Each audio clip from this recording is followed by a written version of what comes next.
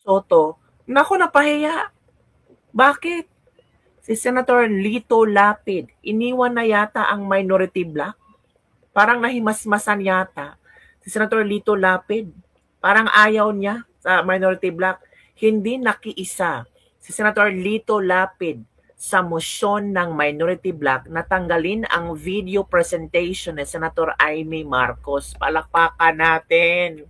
Oy, for the first time ha, si Senator Lito Lapid talaga nanindigan na tama at ipalabas ang video ni Senator Amy Marcos. Meaning kabibig, may alam si Senator Lito Lapid at posibleng nakonsensya siya para sa taong bayan. Bakit natin pagtatakpan kung totoo ito? Posible yan ang nasa utak ni Senator Lito Lapid. Kaya sa 11 na minority bloc, tanging si Senator Lito Lapid lang ang may tapang na hindi nakiisa sa motion ng minority bloc. Oy, sabi nila baka itong si Senator Lito Lapid mag-transfer sa majority bloc. Malay natin. Kasi baka nakita ni Senator Lito Lapid ay parang nasa tamang landas yata itong majority bloc, itong solid Brave 13. O, 'di ba mga kabibig? At talagang humanga si Senator Marcoleta kay Senator Lito Lapid sa kanyang hindi pagkaisa sa motion ng minority bloc na tanggalin ang video presentation ng Senator Amy Marcos. O ito kabibig ha, ito yung paghanga and the same time pagdepensa ni Senator Marcoleta na huwag tanggalin. Bakit tanggalin? Kung nakita na ng tao, nakita na ng mamayang Pilipino, ang mamayang Pilipino na ang siyang huhusga kung ano ba talaga ang katotohanan. Ito sabi niyo, Marcoleta, Senator Lito Lapid, hindi nakiisa sa motion ng minority bloc laban sa video ni Senator Amy Marcos. Sabi dito, nakuha ko ang salita ni Senator Lapid na hindi niya isi-second ang motion ng aking kaibigan si dating Majority Leader Senator Mig Zubiri. Sabi ni Rodante Marcoleta. Nice move, Lapid. O tingnan mo, kung naging totoo yan, pinatunayan ni Lapid ang batang Quiapo na nasa mabuting hangarin. Minsan lang kumalas yan, pero sigurado ang tama. Idol lang kita ulit, Supremo. 'Di ba maraming mga taong gusto na ang ginawa ni Lito Lapid. Parang siya na ang pang-14 sa majority. Oy, Senator Lito Lapid, maraming humanga sa inyong katapangan. Parang nagustuhan ang iyong move na hindi ka nakiisa sa minority bloc. Bakit takot sila sa video ni Senator Amy Marcos? Bakit sila guilty? May tinatago ba sila? Hayaan na ang video na yan. Ang bahala na ang taong maghusga kung ano ang tama at mali. Beside ang kaming mga tao ang boboto sa inyo. At para yatang ay minority, ay pinagtakpan ang Pangulo. Iwat kang ganon. Buti pa nga itong si Lito Lapid. Alam niya kung ano ang tama. Alam niyang manindigan. Kahit tahimik lang yan dyan sa Senado, pero pinag-isipan, nag-reflect, at baka may nalalaman na katotohanan, kaya hindi siya sang-ayon sa motion ng minority bloc. Mas napahiya ang minority bloc, mas lalong magdududa ang mga tao sa minority bloc kasi may isa na hindi sumang-ayon sa na tanggalin ang video. Baka meron talagang hokus-pokus na nangyari. At nakonsensya itong si Senator Lito Lapid. Eto ha, ito yung paghanga ni Senator Marcoleta kay ano ba? Hindi na, ito. I-share nyo kabibig nga. I-share ko muna. Wait for a while. Grabe. Humanga talaga si Senator Marcoleta kay Senator Lito Lapid. At marami na rin humanga na mga netizen. Kasama nila, yan, bumalik na ang totoong Supremo. Ito kabibig ha, pakinggan natin. I believe that all the members of the minority have signified their feelings about and thoughts about the privileged speech of Senator Marcos. There has been an objection by Senator Rodante Marcoleta. May we hear the reasons for the objection? Madam President, before I start, I would like to I'd like to be sure if our colleague Senator Lito Lapid will also stand to second the motion. Oh, I mentioned that all the members of the minority, I failed to mention Senator Lito Lapid. I am sure that the good senator from Pampanga would like to associate himself Oo. with the motion of Diba? Senator Subiri. Okay. Diba? Madam President, Proceed. I got his word. He is not seconding Oh, the motion of palakpakan. my amiable friend, the former Majority Leader, Senator Mig Subiri. Makinita ka bibig ha. Ang bata Madam President, the motion was premised on Section 93 of the Senate Rules. May I read this again, Madam President?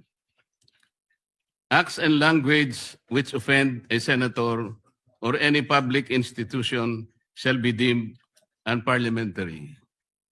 Madam President, I have not heard any word from Senator Jaime Marcos that offended the sensibilities of our counterparts in the minority.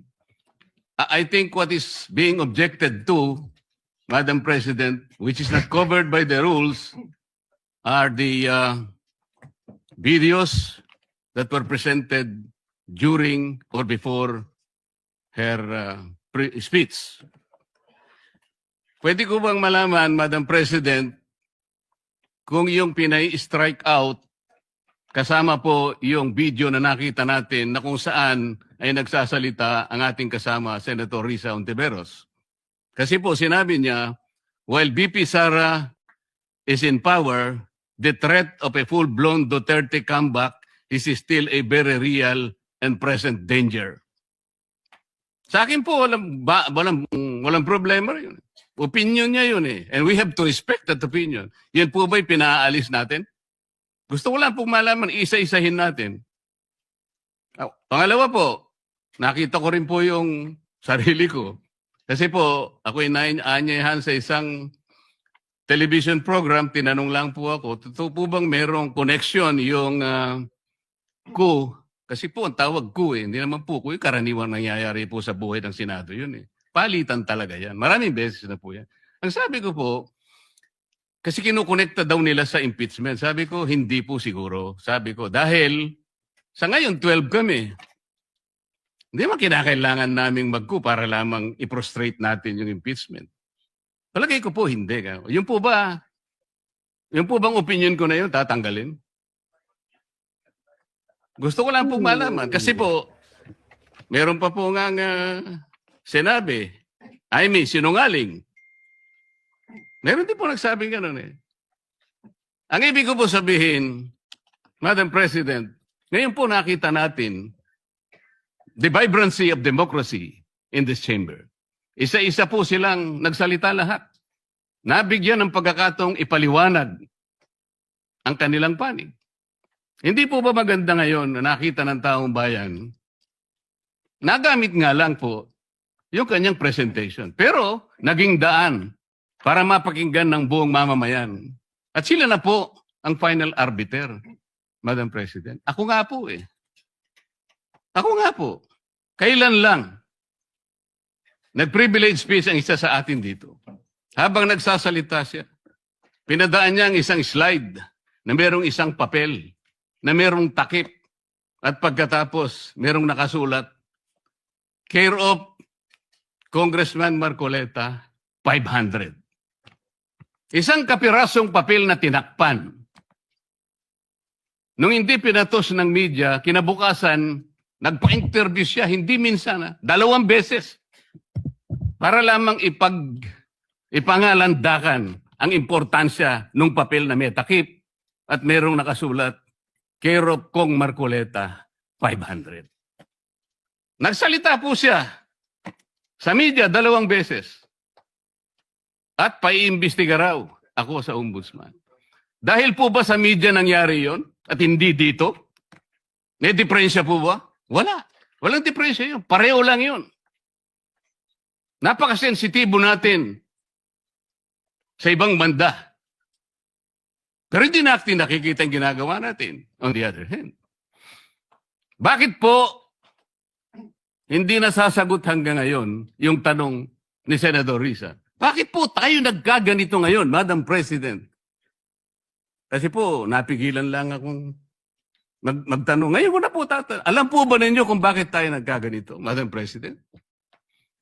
Kasi po matagal ko nang sinasabi, 9 buwan na po ang nakararaan, ngunit ayaw nating ituloy ang pag-iimbestiga sa flood control scandal.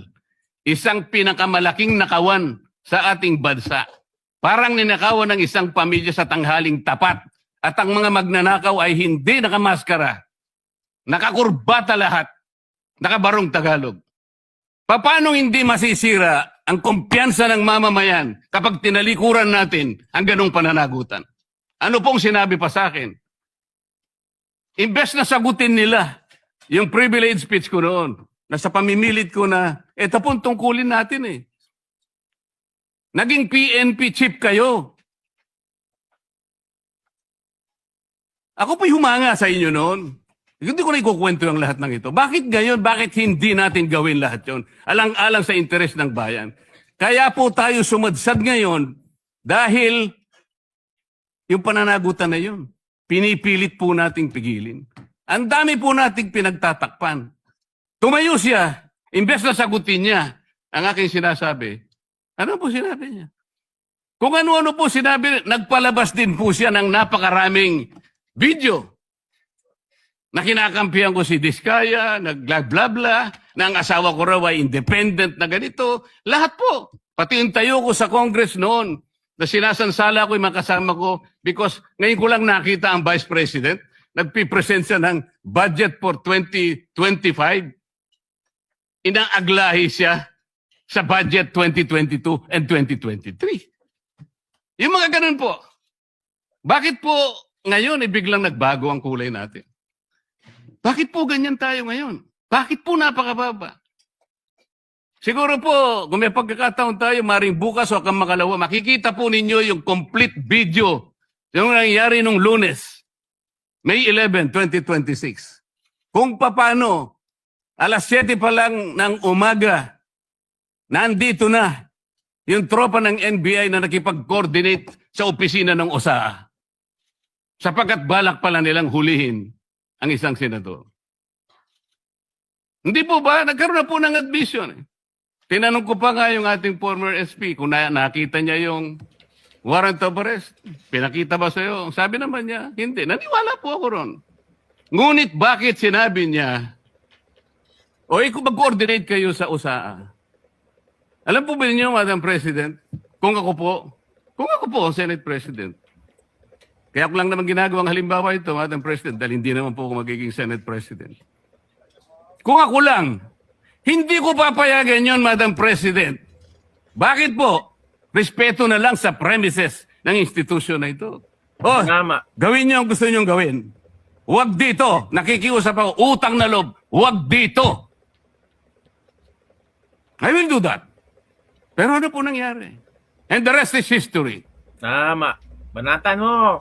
Hinabol po ng hinabol, kamuntik na pong nahulog sa hagdanan ng Senator Bato. Ganun po ba ang pagtrato sa isang senador? Tama. Go. Sinasagot ko po yung tanong, bakit po tayo nagkaganito? Isipin po ninyo, bakit hindi kayo magsimula doon? Meron po bang isa sa mga minority counterparts natin ngayon, Madam President? Meron po bang isa na sumama sa akin nung ako'y nagsasalita na parang si John the Baptist, ako na lang ang isang nagsasalita. Ituloy natin ang investigasyon. Meron po ba silang lakas ng loob na samahan ako? Madam President? Wala po. Yan, Mark na go. That's why I'm objecting to the motion. Wag po tayong balat sibuyas. Wag po tayong balat sibuyas. Salamat po, Madam President. Yes, mga kabibig, grabe. Si Marcoleta, banat kung banat, nakakahiya naman sila kabibig. Eto kabibig ha, panoorin natin si Lacson. Paano niya, ano ang kanyang statement hinggil sa nangyari ngayon? Ito na. Senate as an institution is not a monopoly of a few in this institution. I believe that each and every one of us in this institution wishes to maintain the dignity. And all of us, to the best of our ability, whenever we are in plenary or in hearings or even outside our premises are bound to that. Thank you. Senator Galing Ping ni Lacson, Loren. please. Thank you, Madam President. My name was mentioned by the distinguished minority leader, and I confirm that I witnessed a portion Mhm. of their conversation. Ooh. I think present during that discussion, of course, the minority leader, Speaker Boji D, the Deputy Speaker, I think Hernandez, and the former Secretary of the Senate, Dong Mendoza. Nagkamali po ako ng paso kasi I was about to attend a board meeting Board in the same area, and nakita ako nung tao ni Senator Soto. So pinapasok ako, sabi ko, "Ops, mali pala. Ano bang ginagawa niyo rito?" Grabe naman, alam mo naman kung saan kang room pupunta pag board meeting. Importante yun. Nagkamali ka talaga ng pasok. Anong klaseng defense yun? Talaga? Nagkamali ng pasok? Nakakahiya. Kasi pag ibang taong nandoon, ano kayang sabihin nila, naku, senador o nagkamaling pumasok? Ano ba yan? Wala man lang nagsabi na, sa mga alagad mo na, sir, dito po tayo, dito sir, this way sir. Di ba may mga ganon? Naku po, ano ba? So, ang unang tanong sa akin, tama-tama kasi pag-uusapan namin na kung sakali magkaroon ng charter change, baka pwedeng request ng Speaker of the House kung pwedeng increase yung number of senators to 36 Puta. from 24. Hala ka. Ang naging role ko naman doon, kasi tama-tama, ilan ba yung kwarto doon sa Senate building? Oh. Sabi ko 65 kasi yun ang request ni Senator Pimentel at that time. Nilaglag si Soto. He was also thinking of increasing the number of senators. So 36 lang kailangan. So after that, and I confirm na probably ako yung sinasabi ni Lito Banayo na source, because immediately or the following Thursday, we used to have this Thursday eating club attended by Lito Banayo, Gringo Hunasan, and several other personalities. Some former senators, former congressmen, incumbent congressmen, sometimes Governor Rudito Albano would be there. Yun na kabibig, confirm. O, di ba? So, ano ang iyong komento, mga kabibig? Grabe si Senator Marcoleta, no? As in, banat kung banat. And at the same time, ang tapang ni Senator Lito Lapid. Tanging minority, nag-iisang minority block na hindi sumang-ayon sa motion ng minority. Ooh, parang naramdaman namin na mag-transfer na si Senator Lito Lapid sa majority. Para yatang Brave 14 na ito.